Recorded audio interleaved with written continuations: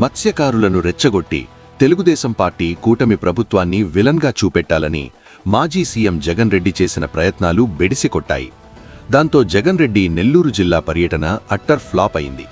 Juvvaladinne fishing harbour విషయాన్ని అడ్డుపెట్టుకుని ప్రభుత్వాన్ని ఇరకాటంలో పెట్టాలని, తద్వారా రాజకీయంగా జిల్లాలో పైచేయి సాధించాలనే వ్యూహంతోనే నెల్లూరు మత్స్యకార సభను జగన్ రెడ్డి ఏర్పాటు చేయించుకున్నారు. టీడీపీకి చెందిన రాజ్యసభా సభ్యుడు బీద మస్తాన్రావు కుటుంబ సభ్యులు తమిళనాడు జాలర్లకు సహాయం చేస్తున్నారనే ఆరోపణలను విస్తృతంగా ప్రజల్లోకి తీసుకువెళ్లి రాజకీయ లబ్ధి పొందాలని ఆయన శతవిధాలా ప్రయత్నం చేశారు.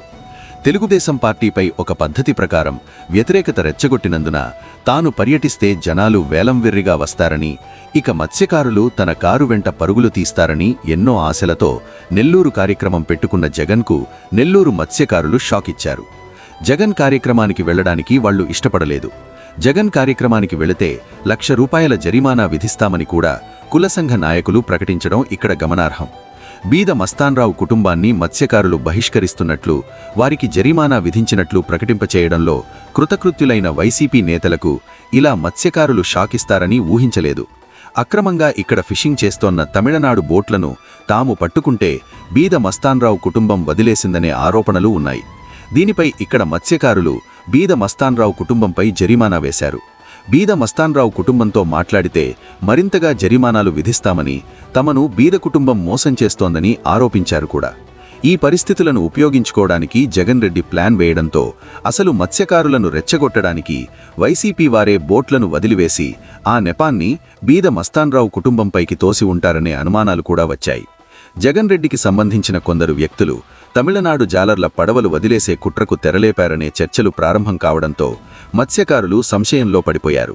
ఈ నేపథ్యంలో గత కొద్ది రోజులుగా నెల్లూరు మత్స్యకారుల్లో నెలకొన్న అలజడిని తగ్గించేందుకు నెల్లూరు కలెక్టర్ హిమాంశు శుక్లా ప్రత్యేక చర్యలు తీసుకున్నారు.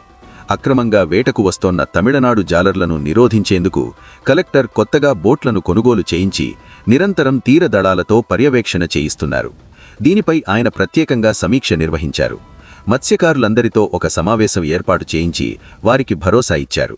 తాను వ్యక్తిగతంగా ఈ సమస్యను పరిష్కరిస్తానని, తనపై భరోసా ఉంచాలని ఆయన ఆ సందర్భంగా వారికి హామీ ఇచ్చారు. ఆయన హామీని మత్స్యకారులు నమ్మారు. ఆయన పరిధిలో ఆయన న్యాయం చేస్తున్నారని, తమ సమస్యలను పరిష్కరిస్తున్నారనే భావనను వారు వ్యక్తం చేస్తున్నారు. వారిలో ఆయన నింపిన భరోసా వల్లే ఇప్పుడు జగన్ రెడ్డి అక్కడ రాజకీయం చేద్దామన్న అవకాశం లేకుండా పోయింది. మొత్తం మీద జగన్ నెల్లూరు పర్యటన అట్టర్ ఫ్లాప్ కాగా, పరోక్షంగా ఈ సభ ఫ్లాప్కు కలెక్టర్ హిమాంశు శుక్లా తక్షణమే తీసుకున్న చర్యలే కారణమన్న అభిప్రాయాలు వ్యక్తమవుతున్నాయి.